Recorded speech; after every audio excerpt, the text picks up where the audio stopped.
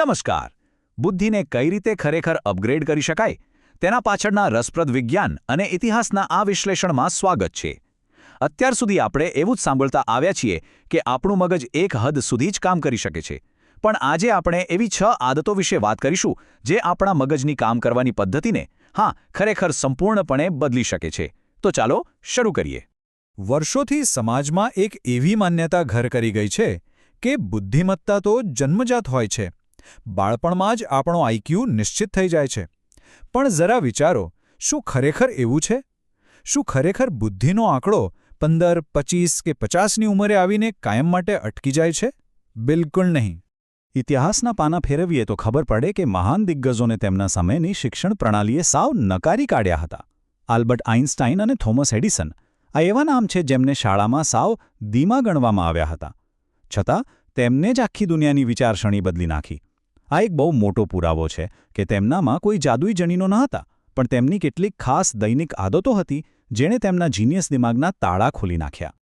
આખી પ્રક્રિયાને બરાબર સમજવા માટે આપણે આ જ જ્ઞાનાત્મક વિકાસની સફરને 4 સ્પષ્ટ તબક્કામાં વહેંચીશું.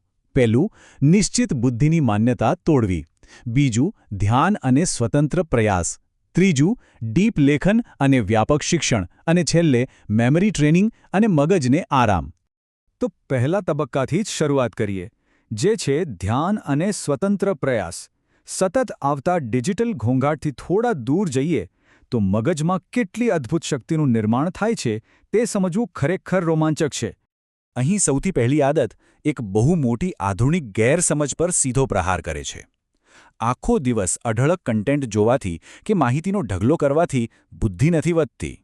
મગજ ત્યારે જ વધુ સ્માર્ટ બને છે જ્યારે તેને કોઈપણ બાહ્ય માહિતી વિના એકદમ શાંતિથી પ્રોસેસ કરવાની તક મળે છે. આલ્બર્ટ આઇન્સ્ટાઇન આ જ પદ્ધતિના બહુ મોટા હિમાયતી હતા. તેઓ અવારનવાર કલાકો સુધી એકલા ચાલવા નીકળી પડતા. કોઈ પુસ્તક નહીં, કોઈ નોટ્સ નહીં, માત્ર ને માત્ર શુદ્ધ, એકાગ્ર વિચારો. તેઓ જાતે જ પોતાના વિચારો સાથે કલાકો સુધી સંવાદ કરતા. અને આજે આધુનિક ન્યુરોસાયન્સ પણ આ વાતને 100% સમર્થન આપે છે. રોજ માત્ર 20થી 30 મિનિટ ફોન કે મ્યુઝિક પ્લેયર વિના એકદમ શાંતિથી ચાલવાથી પ્રોબ્લેમ સોલ્વિંગ એટલે કે સમસ્યા ઉકેલવાની ક્ષમતા જબરદસ્ત વધે છે. શરૂઆતમાં કદાચ થોડો કંટાળો આવશે, પણ એ શરૂઆતના કંટાળાને પાર કરવું જ સૌથી અગત્યનું છે. એ કંટાળાની પાછળ જ બુદ્ધિ વિકાસ છુપાયેલો છે.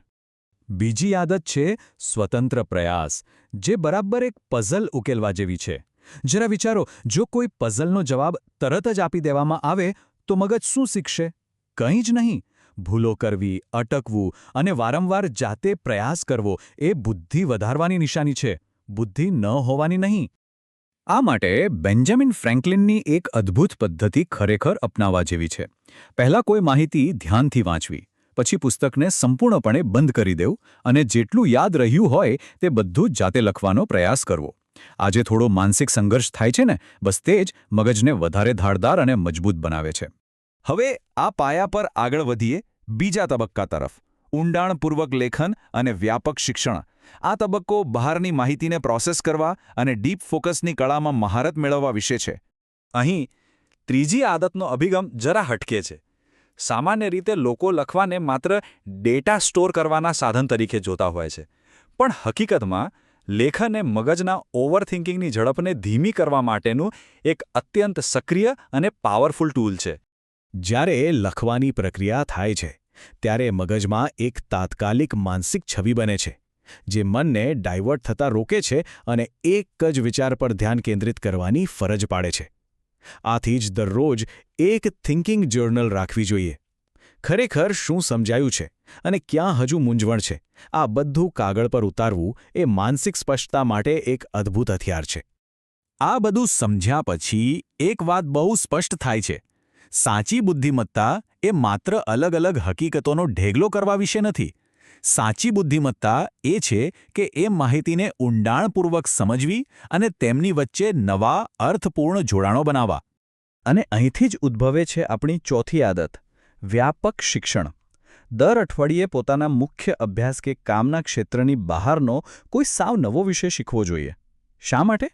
કારણ કે જ્યારે મગજ અલગ અલગ અને એકબીજાથી સાવ વિપરીત લાગતા વિષયોને જોડે છે ત્યારે તેની પ્રોસેસિંગ સ્પીડ અનેક ગણી વધી જાય છે. તો હવે પહોંચ્યા છીએ અંતિમ અને ત્રીજા તબક્કા પર, મેમરી ટ્રેનિંગ અને મગજને આરામ. આ નવા બનાવેલા જોડાણોને કાયમી કેવી રીતે બનાવવા અને શા માટે મગજને આરામ આપવો એ જૈવિક રીતે સૌથી મોટી જરૂરિયાત છે તે હવે સમજીએ. 5મી આદત મેમરી એટલે કે યાદશક્તિ પર કેન્દ્રિત છે. યાદશક્તિ કોઈ એવી સ્થિર પ્રતિભા કે જન્મજાત ભેટ નથી જે બદલી ન શકાય. ખરેખર તો તે શરીરના કોઈ સ્નાયુ જેવી જ છે. તેનો જેટલો વધુને વધુ ઉપયોગ થાય તેટલી જ તે નોંધપાત્ર રીતે મજબૂત બને છે. આ માનસિક સ્નાયુને ટ્રેનિંગ આપવાની સર્વશ્રેષ્ઠ રીત કઈ છે? બહુ જ સરળ.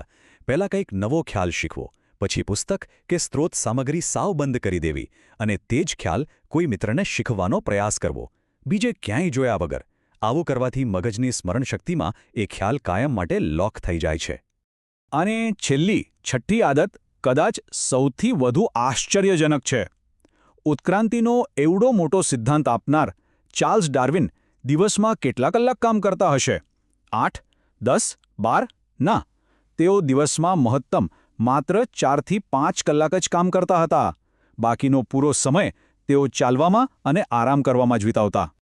આ હકીકત સાબિત કરે છે કે મગજ ખરેખર આરામ અને કંટાળા દરમિયાન જ પોતાની જાતને અપગ્રેડ કરે છે, નહીં કે માહિતીની ટ્રેડમિલ પર સતત દોડતી વખતે. એટલે જ સંપૂર્ણ ઊંઘ લેવી, બહાર જઈને સૂર્યપ્રકાશ લેવો અને મગજને રિચાર્જ કરવા માટે ક્યારેક કંટાળાને આવવા દેવો એ પણ આ પ્રોસેસનો એક ખૂબ જ અગત્યનો ભાગ છે.